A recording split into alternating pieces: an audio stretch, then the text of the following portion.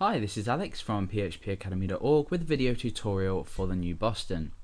In this video we're going to be taking a look at creating an email validation field which you could go ahead and implement into your form on your website if you require it. The way it works is we click in here and we have this message saying go ahead, type a valid email address. So when we go ahead and start to actually type a valid email address, we have this feedback here, which is just a span area. Just feed us back some information about what we're typing inside this field. So at the moment it says that's not quite a valid email address. If I then go on and continue to type, you'll also see that something like Alex at PHP Academy would be regarded as a valid email address. For example, it could be something like local host here. This is just the way that PHP validates email addresses with the filter var function. However, you could then go on adapt it to check for a TLD at the end. Although .org then still a valid email address. So we're concentrating on the jQuery side of this. We are going to be using PHP to build the backend that's actually going to validate this form. We're not actually using jQuery to validate it. So we're using PHP essentially to validate and then feed back the response from the text that's been typed in here by the user back to the user. So whichever way you choose to validate, you can apply this to a variety of other different fields as well in a form. Obviously you wouldn't go ahead and just copy and paste the code that we're about to write, but you could find a way to pick up on each of the fields and validate them separately. Maybe create a global type for a field, for example text, and then supply it with a specific amount of data. However, for the purpose of this example application, we're looking at filtering an email address and feeding back information to the user. Okay, so let's go ahead and start to build our basic form. We also need to include ajax.js, which is the file that's going to handle all of our jQuery.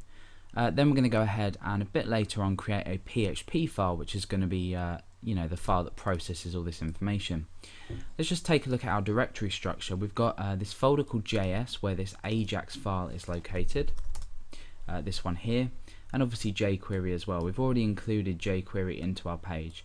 However, we need to go ahead and include this ajax.js file that I have open in my text editor, and that's the jQuery that's going to handle the events and everything inside of our page, as well as handling the Ajax post request. So that's that. We're going to go on later and create a file inside our PHP folder, which is going to handle the requests sent by our ajax.js file. So step one is to go ahead and include this Ajax file into our page. So I'm going to go ahead and create some script tags. The type is text/JavaScript and the source is js/ajax.js. So now that's included, we can start to create some jQuery code or write some jQuery code inside this ajax.js file, and that's going to handle the form we're just about to create, or the field that we're just about to create. So I'm going to create a little label here just saying email, and then I'm going to go ahead and create an input field. Okay, so the input field type is going to be text. We're just asking for the user to type text in. We're also then going to give this an ID, and that's just going to be email. Now just one point I'd like to make, I am using HTML5, and you can actually give the type email. So you can now specify email from HTML5. They've created a validation here. However, what's happening is you're validating on the front end, and at the time of recording this video, HTML5 is a touchy subject when it comes to browser support. Let's just open our browser and take a look at this example. If I was to go ahead and type Alex at PHP, and if I was to submit this form, let's just go ahead and create a submit button.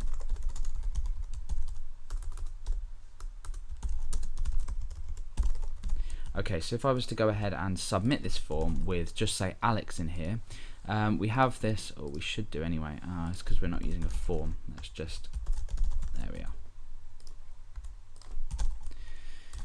Okay, so when I click submit, you see this little div or whatever it would be pops up just saying please enter an email address. So HTML5 is now validating on the front end.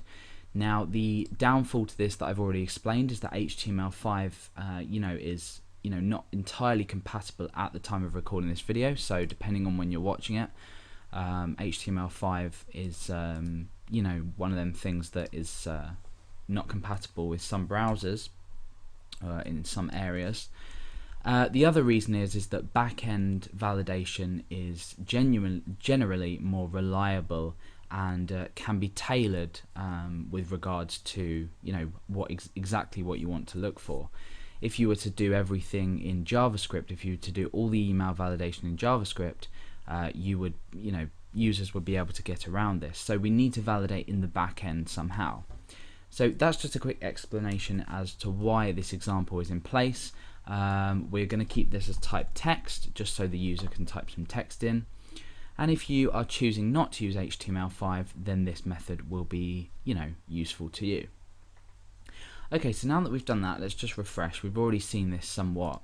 Now, the first thing that we need to do is when the user clicks into here, so when it becomes in focus, we need to display some text here.